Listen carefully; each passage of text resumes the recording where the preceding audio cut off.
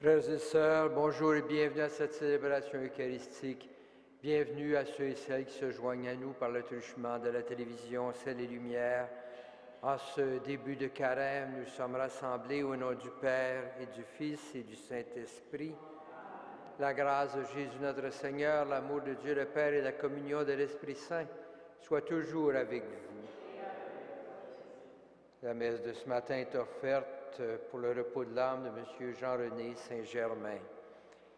Au début de cette célébration, alors que nous entrons dans cette grande période de prière, de jeûne, de purification, nous demandons au Seigneur de nous faire prendre conscience de nos faiblesses, de nos fragilités, de nous pardonner nos péchés. Seigneur Jésus, nous avons été baptisés dans l'Esprit Saint pour nous permettre de devenir tes disciples. Prends pitié de nous. Ô Christ, tu as donné ta vie pour nous sauver. Prends pitié de nous. Seigneur, tu nous as introduits dans ton royaume pour que nous travaillions à la justice et à la paix. Prends pitié de nous. Que Dieu Tout-Puissant nous fasse miséricorde, qu'il nous pardonne nos péchés et nous conduise à la vie éternelle. Prions le Seigneur. Que ta bienveillance nous accompagne, Seigneur, durant ces jours de privation, pour que la discipline imposée à notre corps soit vraiment pratiquée avec amour. Par Jésus-Christ notre Seigneur, qui vit et règne avec toi dans l'unité du Saint-Esprit, pour les siècles des siècles.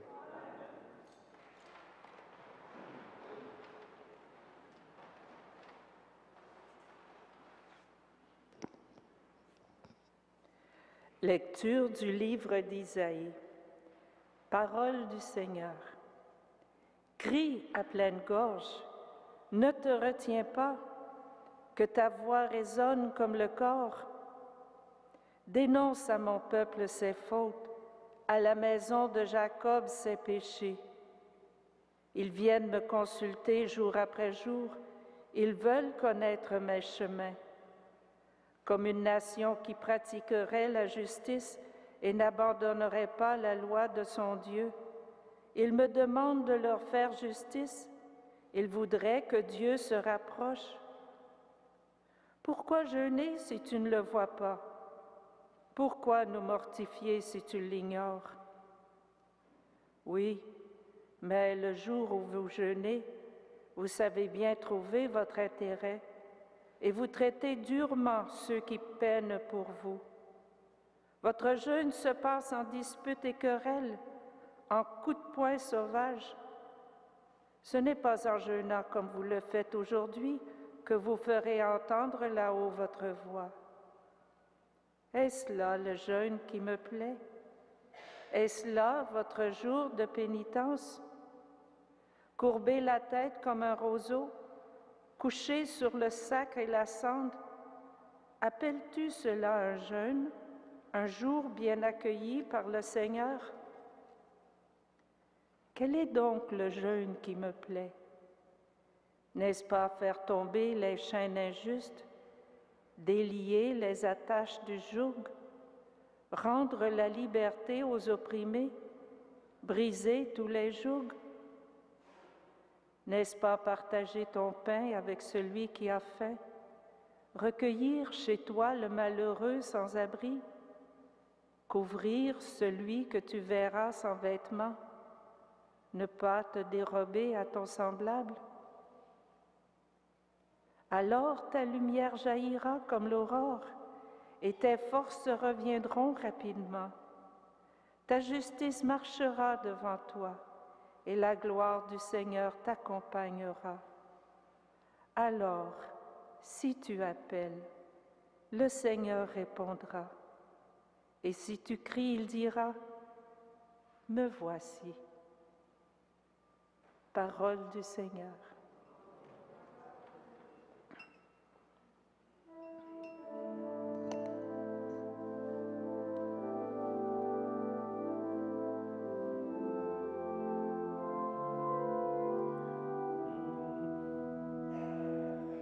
Mon Dieu, tu ne rejettes pas le cœur qui se tourne vers toi.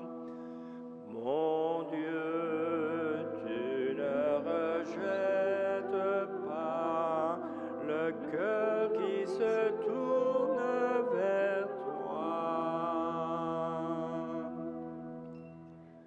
Pitié pour moi, mon Dieu, dans ton amour, selon ta grande miséricorde, efface mon péché. Lave-moi tout entier de ma faute, purifie-moi de mon offense. Oui, je connais mon péché. Ma faute est toujours devant moi. Contre toi et toi seul j'ai péché.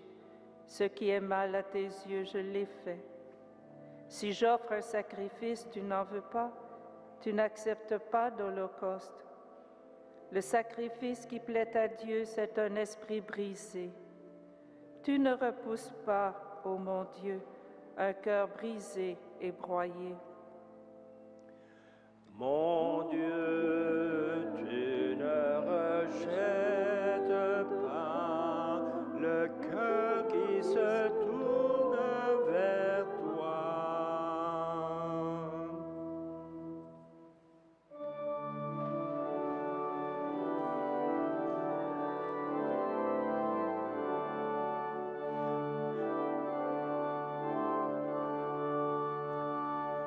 Gloire au Christ, sagesse éternelle du Dieu vivant. Gloire à toi, Seigneur. Cherchez le bien, non le mal, afin de vivre, et que le Seigneur soit avec vous. Gloire au Christ, sagesse éternelle du Dieu vivant. Gloire à toi, Seigneur.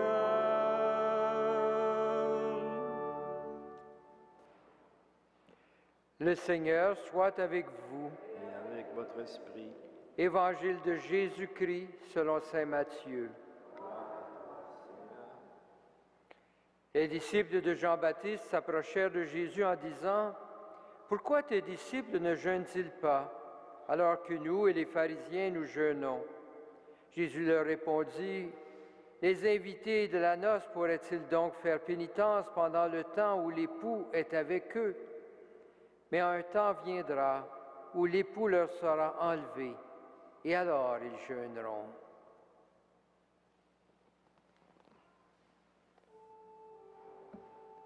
Acclamons la parole de Dieu. Louange à toi, Seigneur Jésus.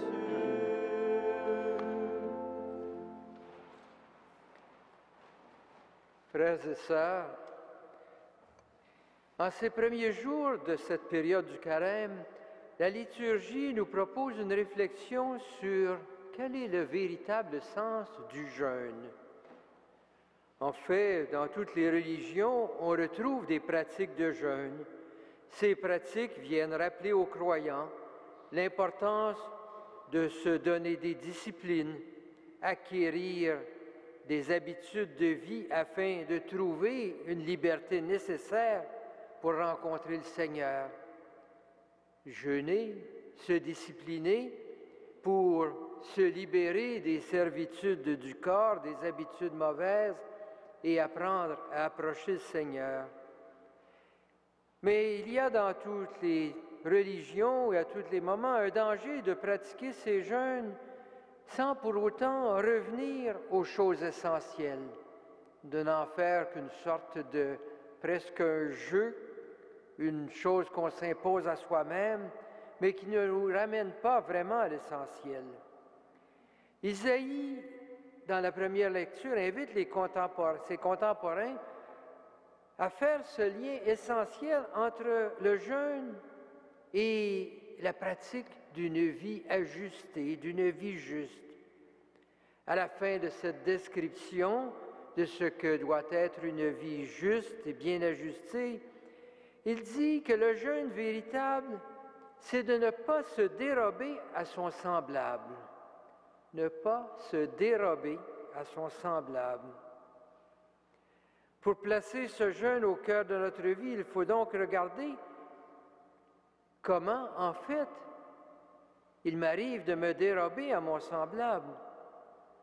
Devant les multiples demandes de ceux et celles qui m'entourent, je peux facilement me dérober et même trouver de belles raisons pour le faire. Je me dis, je voudrais bien donner plus de temps à cette personne qui a besoin de mon amitié, de mon écoute, de ma compassion. Mais il faut que je me garde du temps pour moi-même. Il faut que je m'occupe d'autres choses. Il faut que je protège mon intimité. Et j'en viens inconsciemment à mettre des limites autour de moi. Bien sûr, je suis prêt à aider, mais pas au-delà de ce qui convient, de ce qui est relativement confortable pour moi. Et ainsi, il se peut que je me dérobe à mon semblable qui a besoin de moi. Donc, pour pratiquer le jeûne, il ne faut pas se dérober à son semblable. Pour que mon jeûne transforme ma vie, je dois donc me demander comment je peux repousser les frontières pour étendre ma présence, mon écoute, mon service, pour faire un pas de plus vers mon prochain. Aller au-delà des limites confortables que j'ai établies, me donner à l'autre même quand ça dérange beaucoup, même quand ça bouscule ma vie. Voilà donc ce que Isaïe nous présente comme un jeûne véritable. Jeûner en donnant du temps pour les autres. Isaïe continue en disant, si on apprend à jeûner ainsi, alors ta lumière jaillira comme l'aurore. On pense à la lumière de l'aurore qui jaillit de la nuit. Isaïe parle à ce peuple d'Israël qui a vécu si longtemps dans les ténèbres de l'exil et qui rêve d'un jour où la lumière de Dieu se fera dans leur vie. Et Isaïe leur dit, pour que cette lumière se fasse, il faut apprendre à vivre différemment, à vivre selon la justice, à ne pas vous dérober à ceux qui vous entourent. Il rappelle qu'en changeant leur vie, en plaçant la justice au centre de leur vie, les hommes et les femmes retrouveront la lumière. C'est donc un message d'espérance qui nous est proposé aujourd'hui. Le jeûne nous ouvre à la lumière. En nous ouvrant à l'autre, en laissant l'autre venir déranger ma vie, je m'ouvre à la lumière de Dieu. Ma vie devient transformée, lumineuse. Nous devenons donc des porteurs de cette lumière qui vient de Dieu. Voilà donc le sens profond du jeûne. Ainsi, l'invitation au jeûne est toujours une invitation à placer nos vies dans la lumière de Dieu. Cette période de jeûne et de prière devient une période pour laisser la lumière jaillir, une période d'espérance. Ce chemin de transformation, nous l'entreprenons avec la certitude, comme le dit Isaïe, que la gloire du Seigneur nous accompagnera tout au long de ce passage vers la célébration qui nous mène vers le Christ ressuscité. Ce temps de carême est un temps de cheminement plus intense pour que notre vie soit transformée par celui qui nous appelle à la lumière et à la vie.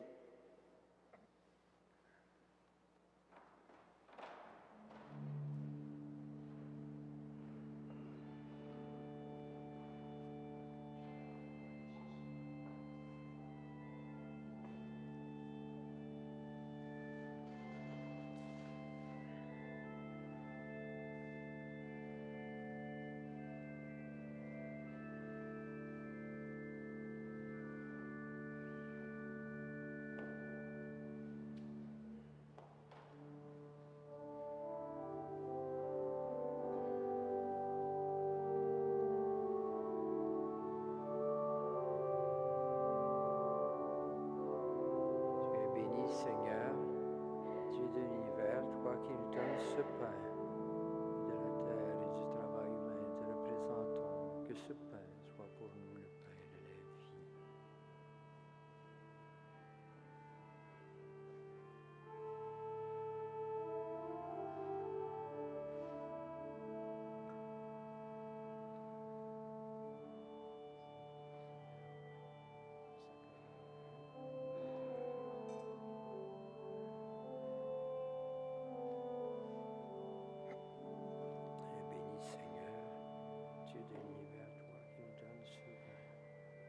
de la vie et du travail humain, je le présente. Que cette coupe soit pour nous la coupe du salut.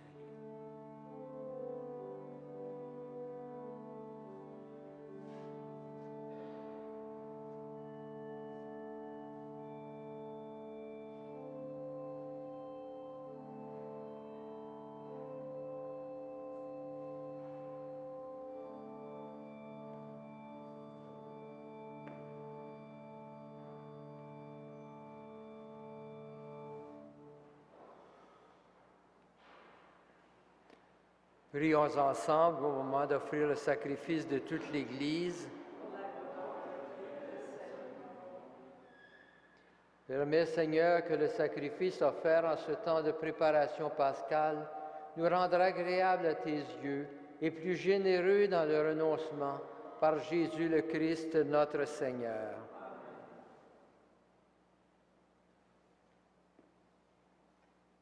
Le Seigneur soit avec vous. Élevons notre cœur. Rendons grâce au Seigneur notre Dieu. Vraiment, il est juste et bon de te rendre gloire, de t'offrir notre action de grâce, toujours et en tout lieu, à toi, Père très saint, Dieu éternel et tout-puissant, par le Christ notre Seigneur. Car chaque année, tu accordes aux chrétiens de se préparer aux fêtes pascales dans la joie d'un cœur purifié, de sorte qu'en se donnant davantage à la prière, en témoignant plus d'amour pour le prochain, fidèles aux sacrements qui les ont fait renaître, ils soient comblés de la grâce que tu réserves à tes enfants. C'est pourquoi avec les anges et les archanges, avec les puissances d'en haut et tous les esprits bienheureux, nous chantons l'hymne de ta gloire et sans fin nous proclamons.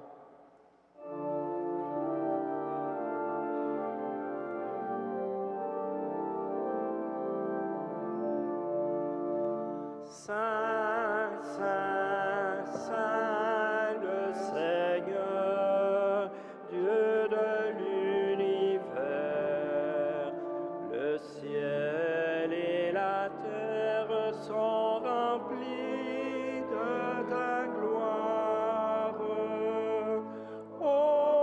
Hosanna au plus haut des cieux. Béni soit celui qui vient au nom du Seigneur. Hosanna au plus haut des cieux. Toi qui es vraiment saint, toi qui es la source de toute sainteté, Seigneur, nous te prions. Sanctifie ces offrandes en répandant sur elles ton esprit, qu'elles deviennent pour nous le corps et le sang de Jésus, le Christ notre Seigneur. Au moment d'être livré et d'entrer librement dans sa passion, il prit le pain, il rendit grâce, il le rompit et le donna à ses disciples en disant, « Prenez et mangez-en tous, ceci est mon corps livré pour vous. »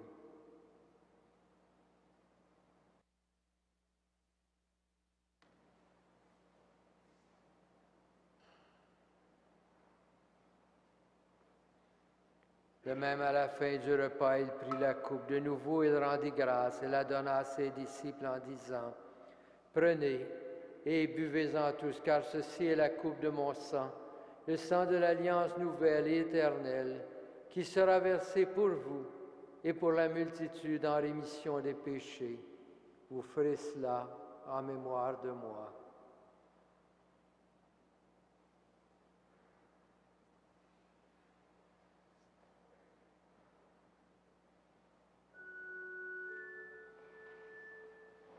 Il est grand le mystère de la foi. Nous proclamons ta mort, Seigneur Jésus.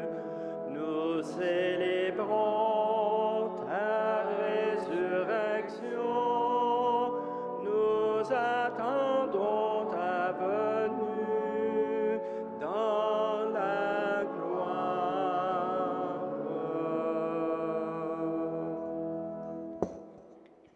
Faisant ici mémoire de la mort et de la résurrection de ton Fils, nous t'offrons, Seigneur, le pain de la vie et la coupe du salut. Et nous te rendons grâce car tu nous as choisis pour servir en ta présence. Humblement, nous te demandons qu'en ayant part au corps et au sang du Christ, nous soyons rassemblés par l'Esprit Saint en un seul corps. Souviens-toi, Seigneur, de ton Église répandue à travers le monde. Fais-la grandir dans ta charité avec le pape Benoît, notre évêque Christian et toutes les personnes qui ont charge de ton peuple.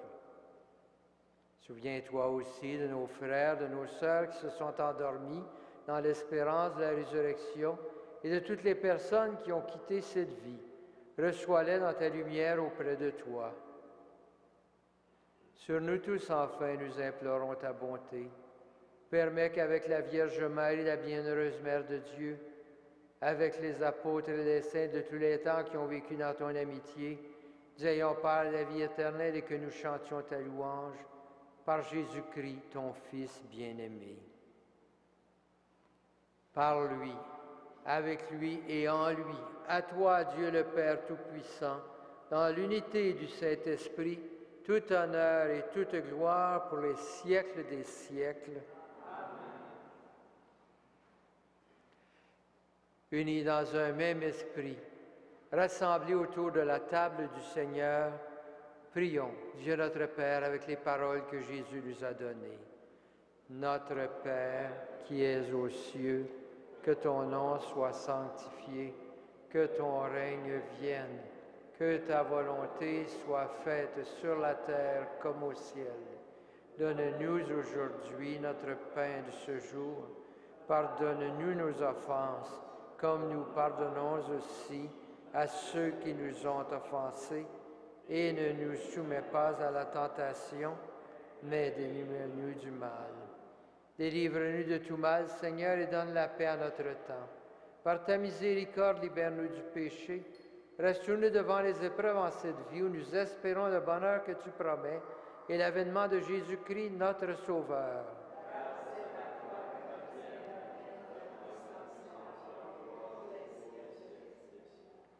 Seigneur Jésus-Christ, tu as dit à tes apôtres, je vous laisse la paix, je vous donne ma paix. Ne regarde pas nos péchés, mais la foi de ton Église. Pour que ta volonté s'accomplisse, donne-lui toujours cette paix et conduis-la vers l'unité parfaite, toi qui règnes pour les siècles des siècles. Que la paix du Seigneur soit toujours avec vous. Agneau de Dieu, enlève le péché du monde, prends pitié de nous. Agneau de Dieu qui enlève le péché du monde, prends pitié de nous. Agneau de Dieu qui enlève le péché du monde, donne-nous la paix.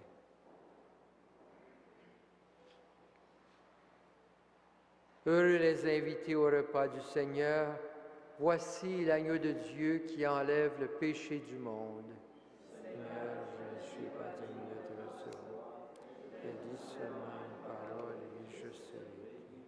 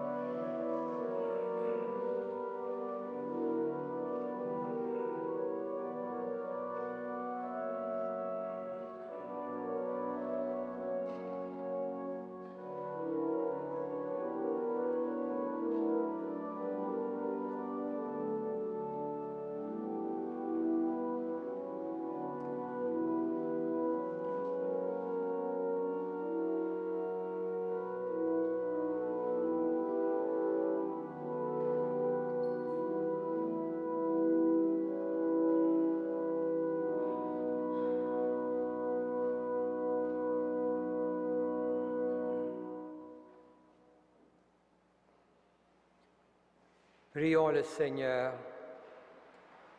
Nous t'en prions, Dieu Tout-Puissant, que cette communion nous purifie de nos péchés et nous aide à prendre les moyens de guérison que tu nous offres en ce temps de carême. Par Jésus, le Christ, notre Seigneur, qui vit et règne avec toi dans l'unité du Saint-Esprit pour les siècles des siècles. Le Seigneur soit avec vous. Que le Seigneur, le Dieu Tout-Puissant, vous bénisse, le Père, le Fils et le Saint-Esprit. Frères et sœurs, nous entrons dans ce grand mouvement de carême. Que Saint Joseph et Saint Frère André vous y accompagnent. Allez dans la paix et dans la joie du Christ.